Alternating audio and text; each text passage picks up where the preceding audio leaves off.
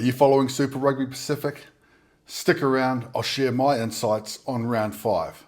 Hey everyone, it's Coach H here, and you've found Inspired by Union, a channel where I discuss Southern Hemisphere rugby. Let's dive right in.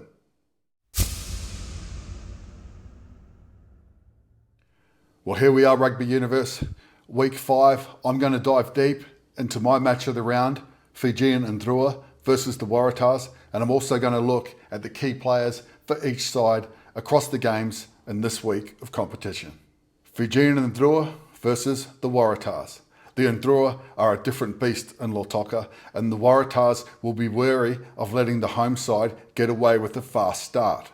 The Ndrua haven't quite hit their straps this season. However, they do possess a strong scrum platform to launch from and have multiple threats out wide. Marcy at 13 has been one of the form centres of the competition, and Ravu Tomada has been an excitement machine on the wing. For the men in sky blue, Gleeson and Gamble have built a nice combination at 8 and 7 and continue to improve, whilst Jorgensen at fullback will look to launch his season campaign and stay in Wallabies calculations. The Waratahs will look to turn close losses into a win this week as they battle humidity that taxes the lungs and look to counter a strong crowd. Ndrua by 7 and under. The Hurricanes versus the Rebels. The only unbeaten side in the competition take their home game to the Manawatu, where the first game of Super 12 rugby was played. Skipper Brad Shields returns after Coach Laidlaw rests his starting back row from across the first month of action after a deserved break of mixing it with the premier packs in the comp. Geordie Barrett also returns after his stint in the naughty chair. The Rebels again asked Salakai Loto to shoulder the load in the engine room, whilst big props Elof and Tupou off the bench will be worth the price of admission early in the second half. One-man show Callaway looks most likely to cause problems for the Hurricanes. I picked the Canes to win this one by 7 and under. The Brumbies versus Moana Pacifica.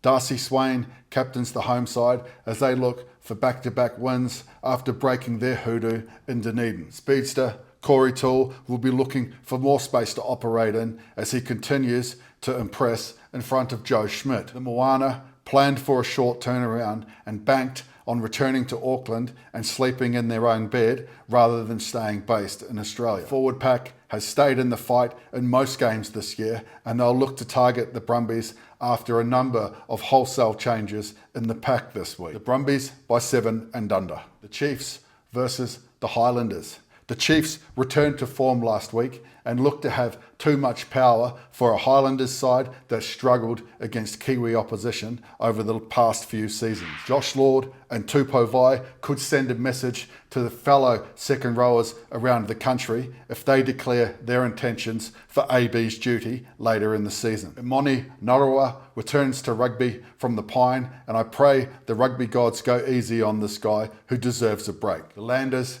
welcome back Patchell, and they really have to roll their sleeves up and go at the Chiefs at the source if they're to have any chance this week.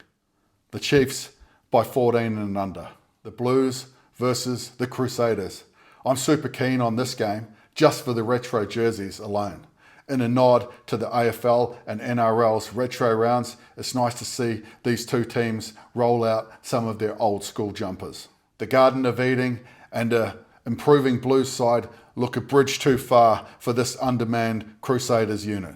Expect Ione, Papali'i and Satutu to roll up their sleeves and really send a message to the All Black selectors this week. Perifeta has been brave this season with his running game. Expect more of the same as he will look to unleash his backline at home. Cullen Grace and Tom Christie have been tireless in a losing side, and if they have national aspirations, then no better place to make it with a statement win this week. The Blues by 3 and under. The Force versus the Reds. The Force had a Betty Crocker last week and would have done well to flush that game's vision down the dunny and move on. It doesn't get any easier with the former Queenslanders waltzing into town, hoping for a hard and fast deck and willing to play helter-skelter rugby. The Force will play the role of spoilers and Tatsano will again look to play right on the edge of the law. Penny Ravai for the Reds is putting together a bloody impressive body of work for 24. Look for him to lead the way and cause mayhem at scrum time.